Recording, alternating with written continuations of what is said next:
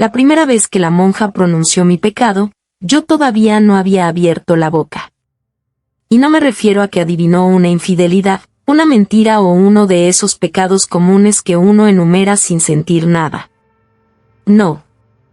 Ella inclinó la cabeza detrás de la rejilla del confesionario y susurró, con una voz tan suave que parecía acariciarme el oído.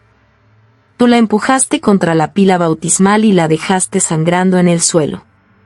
Después le robaste el rosario de entre los dedos. Sentí que el corazón se me apagaba. Porque eso había pasado, sí. Solo que ocurrió 11 meses antes de que yo naciera. Si me preguntas por qué entré a aquel convento esa noche, te diré que fue por culpa de mi madre. O más bien, por su última voluntad. Mi madre murió un martes, al amanecer, con el rosario entre las manos y un nombre en los labios que nunca antes le había oído decir, Sor Alba. No era una santa famosa, ni una pariente lejana.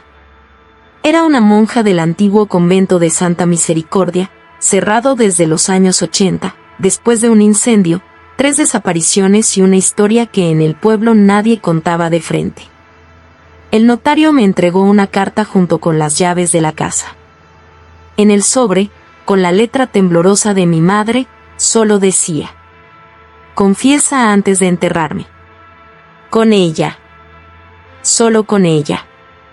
Volví al pueblo después de 17 años sin poner un pie allí. Yo ya no era el muchacho flaco que se escapaba al río con Lucía y volvía oliendo a hierba mojada y pecado. A los 32, cargaba otras cosas, una carrera a medias, 2 amantes mal terminadas, una soledad elegante y una culpa sin nombre que me despertaba a las 3 de la mañana. Mi madre siempre fue de esas mujeres que parecían hechas de misa, luto y silencio. Incluso cuando era joven y hermosa, porque lo fue, y mucho, nunca dejó que nadie la mirara demasiado tiempo. Tenía esa belleza dura de las vírgenes talladas en madera, ojos negros, labios apretados, cuello erguido. En el pueblo decían que si no se había casado con mi padre por amor, al menos lo hizo por penitencia. Mi padre murió cuando yo tenía 8 años. Oficialmente, un accidente en la carretera. Extraoficialmente, una borrachera, una mujer y una zanja llena de agua. Mi madre nunca lo lloró como se llora a un esposo. Lo veló como se vela a una maldición. El entierro estaba programado para el día siguiente. Así que esa misma noche, con el sobre aún en el bolsillo del saco, caminé hasta el convento. Santa Misericordia quedaba en la parte alta del pueblo, donde la neblina se quedaba incluso en verano.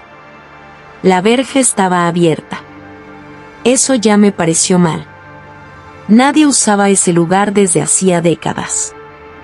Las paredes seguían negras por el fuego antiguo, y las estatuas del patio tenían los rostros corroídos por la humedad, como si alguien les hubiera limado la expresión para que no pudieran delatar nada. Empujé la puerta principal y el olor me golpeó de inmediato.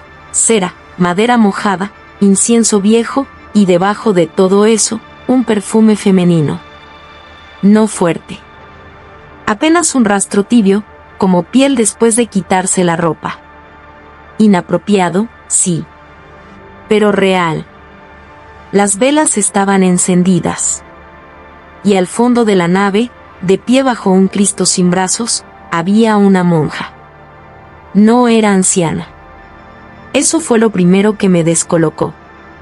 Tendría, no sé, 30 y pocos. La piel pálida, casi dorada por la luz de las velas, y unos ojos grises extrañísimos que no parecían de este pueblo ni de ningún otro. El hábito le caía recto, pero no lograba borrar la forma de su cuerpo. No hablo de deseo vulgar, hablo de esa clase de presencia que inquieta precisamente porque no debería ser hermosa en un lugar así. Me miró como si hubiera estado esperándome desde hacía años.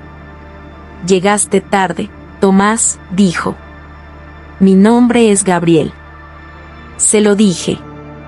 Ella sonrió apenas, y entonces vi que tenía la boca demasiado roja para una monja. Eso te pusieron después. No sé explicar por qué no salí corriendo. Tal vez porque venía destruido por el duelo. Tal vez porque el pueblo entero me estaba observando desde mis recuerdos. O tal vez porque en ese instante sentí algo que no había sentido desde adolescente, la certeza irracional de que mi vida verdadera estaba a punto de empezar, y que iba a doler. Le mostré la carta de mi madre. Ella no la leyó. Ni siquiera la tocó. Tu madre me pidió este encuentro hace mucho tiempo, dijo. Ven. Confiesa. El confesionario estaba intacto, como si el tiempo no hubiera entrado allí. La madera olía a resina y ceniza. Me arrodillé por inercia, más por educación que por fe. Hacía años que no me confesaba. Años. Detrás de la rejilla, la monja respiró una sola vez. Luego dijo mi pecado. El pecado imposible. El que ocurrió antes de que yo existiera. Quise reírme. Quise llamarla loca. Pero entonces siguió. La empujaste porque ella dijo que no iba a callar. Llevaba a tu hijo en el vientre, y tú no querías perder los hábitos. Cuando cayó, se partió la sien. Aún respiraba. Tú le quitaste el rosario para fingir un robo. Después corriste al campanario y tocaste las campanas como si vinieras de fuera. Tenía la boca seca. Yo conocía esa historia. En el pueblo, durante años, circularon rumores sobre una novicia muerta en el convento en 1993. Una chica de 19 años llamada Elisa. Dijeron que resbaló. Luego dijeron que estaba embarazada. Luego dejaron de decir cualquier cosa. El expediente desapareció. El convento cerró poco después. Y 11 meses más tarde, nací yo. ¿Quién te contó eso? Pregunté. Tú, respondió ella. Tú me lo contaste mientras me arrancabas el rosario. Las palabras me provocaron una náusea brutal. Salí del confesionario y la enfrenté en mitad de la capilla. La vi mejor de cerca. No parecía maquillada, pero tenía esa humedad natural en la boca y en los párpados que vuelve a ciertas personas insoportablemente vivas. Había una pequeña cicatriz junto a su sien izquierda, oculta casi por completo bajo el velo. Se me heló la sangre. Elisa, dije, sin querer. La monja cerró los ojos. Como si por fin hubiera escuchado su verdadero nombre. Sor Alba, para los que todavía necesitan mentirse. Retrocedí un paso. El suelo crujió. Eso no es posible.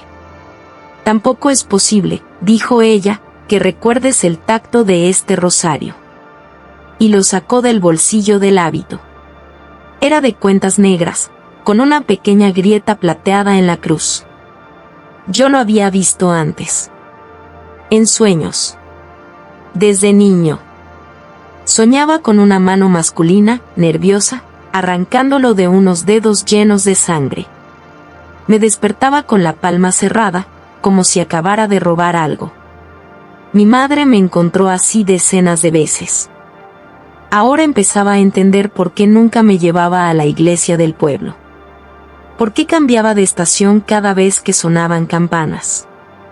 ¿Por qué me miraba a veces con un amor tan feroz que parecía culpa?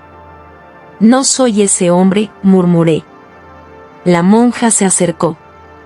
Nunca olvidaré ese momento. El roce del aire cuando avanzó hacia mí. El perfume tibio, casi íntimo, que chocaba contra el incienso. La forma en que sus ojos no me seducían y me arrastraban al mismo tiempo. Había algo peligrosamente humano en ella, algo que volvía más monstruoso todo lo demás. No, dijo. No lo eres. Pero fuiste hecho con él. No entendí. Y entonces ella me contó la verdad que mi madre se llevó a la tumba. El hombre que mató a Elisa no fue un desconocido. Fue el padre Tomás Vidal, confesor del convento, famoso por sus sermones contra la carne, el deseo y la corrupción femenina. Cuando Elisa quedó embarazada, fue a pedirle ayuda. Él le prometió protegerla. Luego la golpeó contra la piedra para protegerse a sí mismo. Mi madre lo vio. Había ido esa noche a llevar ropa para las lavanderas del convento. Lo vio salir del baptisterio con las manos ensangrentadas. Lo vio esconder el rosario. Lo vio besar la frente de Elisa muerta y decir: Dios me perdonará porque me eligió antes de que yo naciera. Mi madre quiso denunciarlo. No la dejaron. El obispo vino. Hubo reuniones cerradas. Dinero. Amenazas. Y una propuesta obscena. El escándalo desaparecería, pero ella tendría que guardar silencio. Mi madre aceptó solo una parte. El silencio, sí. La obediencia, no. Una semana después, el padre Tomás apareció ahorcado en su habitación. Suicidió, dijeron. Pecado, susurraron otros. Pero el cuerpo de Tomás desapareció antes del entierro. Mi madre jamás confesó eso. Lo que confesó, en la carta que Sor Alba nunca necesitó leer, fue algo peor, que había ido a ver a Elisa antes de que se llevaran el cadáver. Que la muchacha, aún tibia, abrió los ojos un instante y le habló. Si no quieres que vuelva por él, párame el camino. Dame un nombre nuevo para que no me encuentre. Mi madre estaba embarazada 6 meses después. Sin marido. Sin explicación. Mi padre, el hombre que me dio apellido, apareció justo a tiempo para casarse con ella y salvar las apariencias. Pero nunca pudo tener hijos. Los médicos del pueblo lo sabían. Mi madre también. Yo no nací de un hombre vivo. Eso fue lo que la monja me dijo con una serenidad atroz. Nací del miedo de mi madre, de una promesa hecha frente a un cadáver, de alguna forma que no quiero entender del todo, de algo que siguió buscando carne después de la muerte. Mi cuerpo era mío. Mi alma no del todo. Por eso los sueños. Por eso las campanas. Por eso el impulso de apretar la garganta de las mujeres que me deseaban demasiado o me amaban demasiado poco. Por eso Lucía. Sí. Lucía también. Ella había sido mi primer amor y mi primera vergüenza.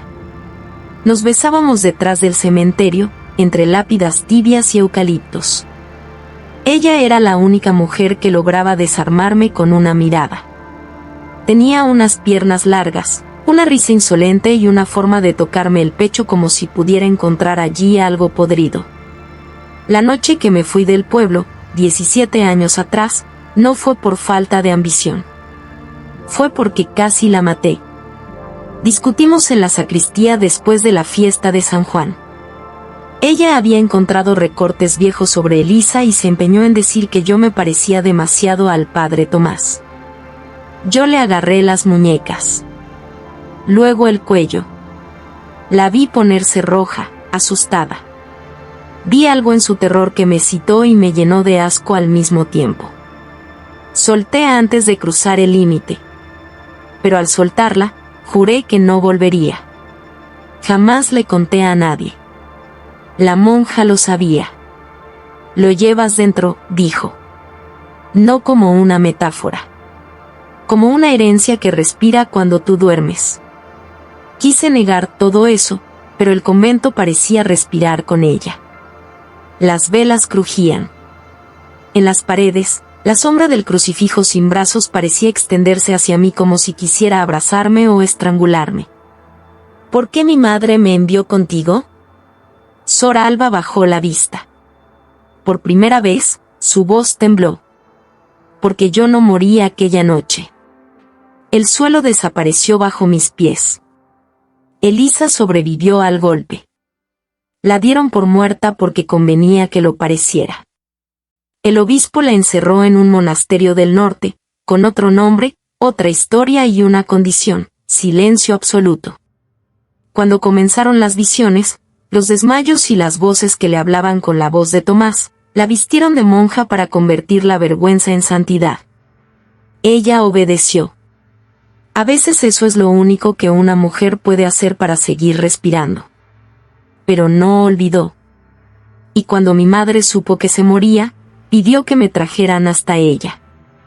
Para romper el ciclo. Para que, por una sola vez, el hijo escuchara a la víctima antes que al monstruo.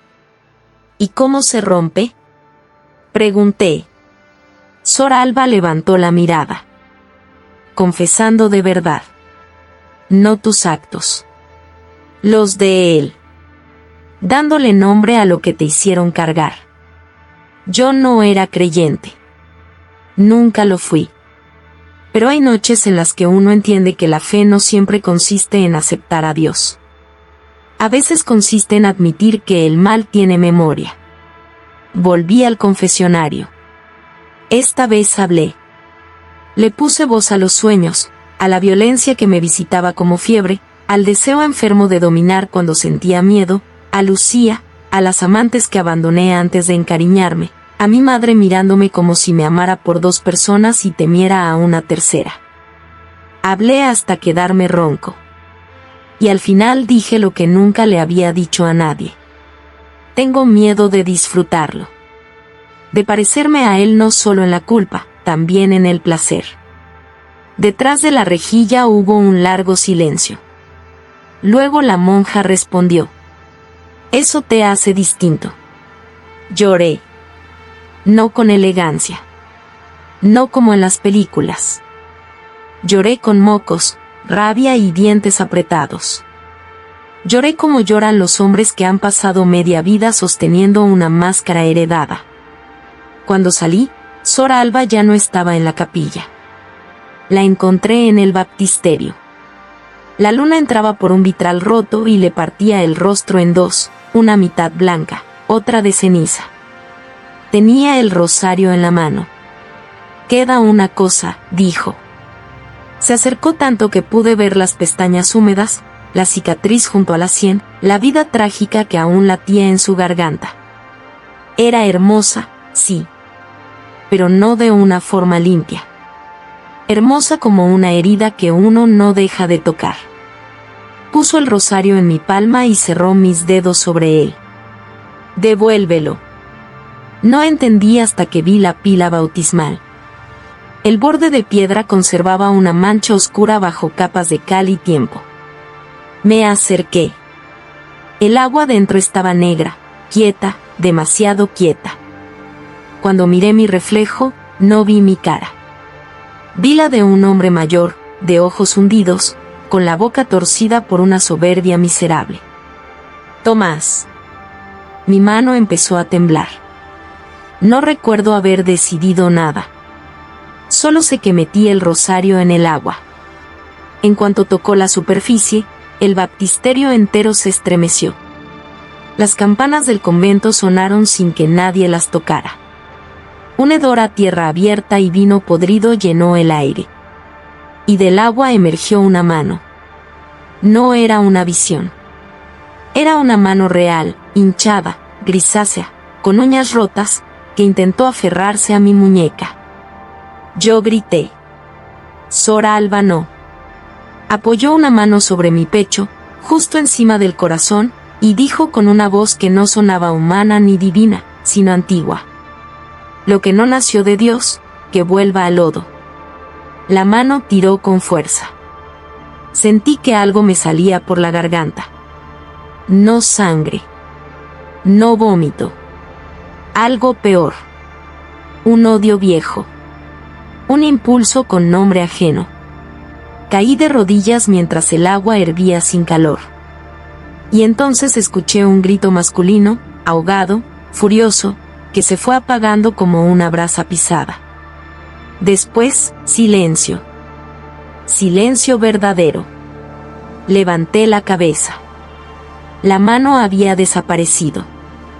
El agua era solo agua. Clara. Inofensiva. Pero Sor Alba estaba cayendo. La sostuve antes de que golpeara el suelo. Pesaba casi nada. Su rostro, de cerca, parecía de pronto mucho más joven y mucho más viejo a la vez.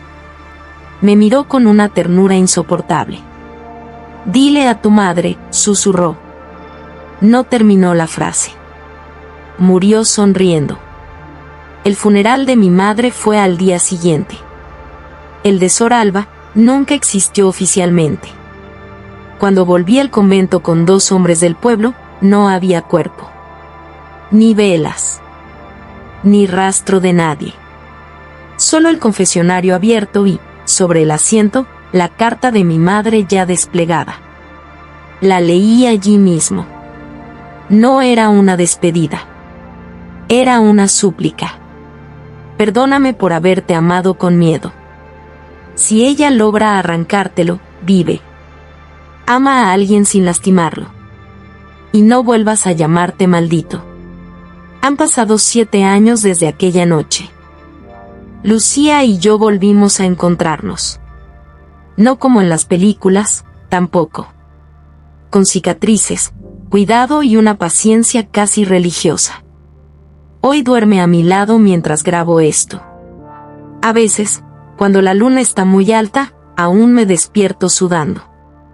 A veces creo oír campanas.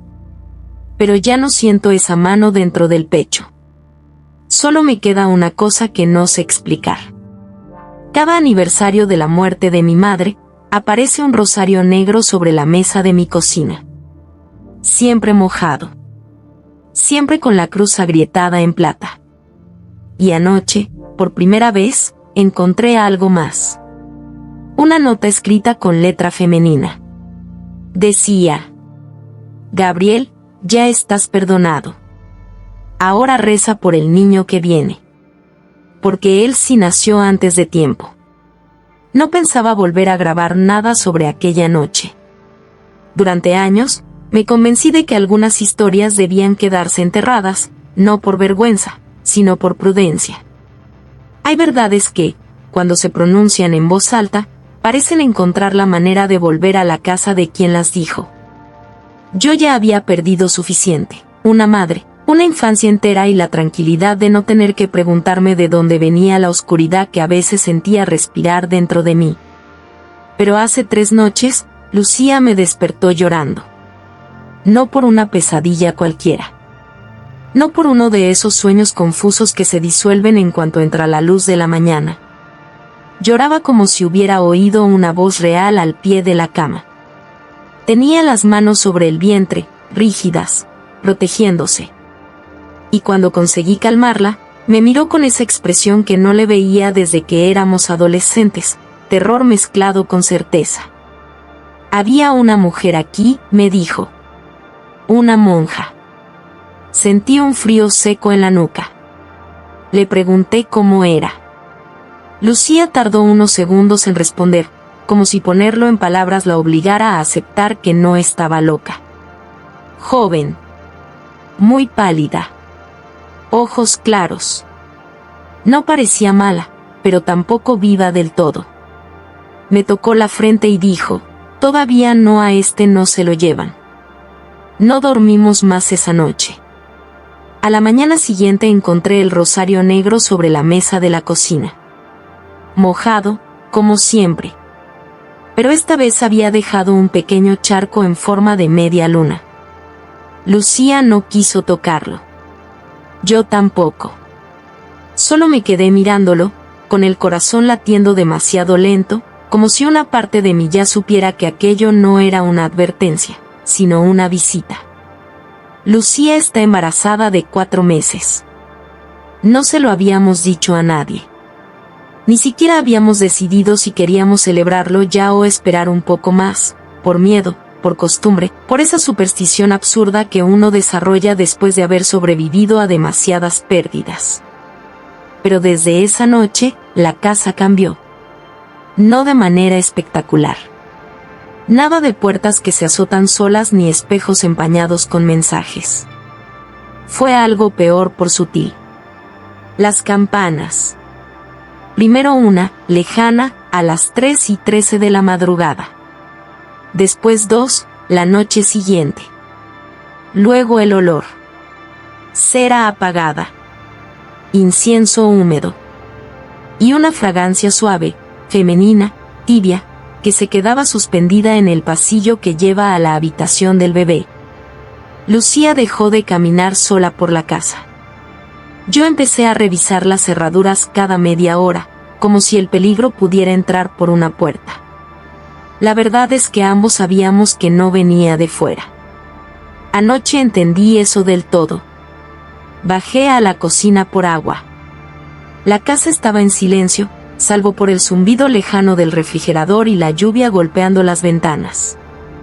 Y allí, sentada en la silla donde mi madre solía rezar cuando nos visitaba, había una figura. No vi su rostro al principio. Solo el velo. Las manos cruzadas. La quietud. No grité. No porque fuera valiente, sino porque algo en mí reconoció de inmediato aquella presencia. Encendí la luz. La silla estaba vacía. Pero sobre la mesa había una hoja doblada. La abrí con dedos temblorosos. La letra no era la de mi madre. Tampoco la de Sor Alba. Era más antigua. Más firme. Masculina. Solo decía: lo que fue mío, volverá a nacer en mi sangre. Se me cerró el pecho. Al darle la vuelta al papel vi una marca húmeda de dedos, como si alguien lo hubiera sostenido con una mano recién salida del agua. No le conté todo a Lucía. No aún. Le dije que era estrés, que quizá alguien del pueblo quería asustarnos, que mañana mismo iríamos a ver al párroco nuevo, aunque yo no crea en la mitad de las cosas que salen de una iglesia. Le mentí mal. Ella lo supo. Pero no insistió. A veces el amor también consiste en dejar que el otro ordene su miedo antes de compartirlo. Ahora ella duerme. Yo no. Estoy sentado frente al micrófono, grabando estas palabras con una sensación que juré no volver a sentir jamás, la certeza de que la historia no terminó en el convento. Que quizá yo nunca fui el final de nada. Solo el intervalo. Solo la pausa entre un pecado y su regreso. Y hay algo más. Mientras preparaba este audio, escuché 3 golpes suaves en la puerta principal. No el timbre. No los nudillos impacientes de un vecino. 3 golpes lentos. Exactos. Casi ceremoniales. Fui a mirar por la mirilla. No había nadie. Solo el rosario negro colgando del picaporte. Y debajo, escrito con lápiz labial rojo sobre la madera, una frase que todavía no me atrevo a borrar. La confesión fue para ti. El bautismo será para él.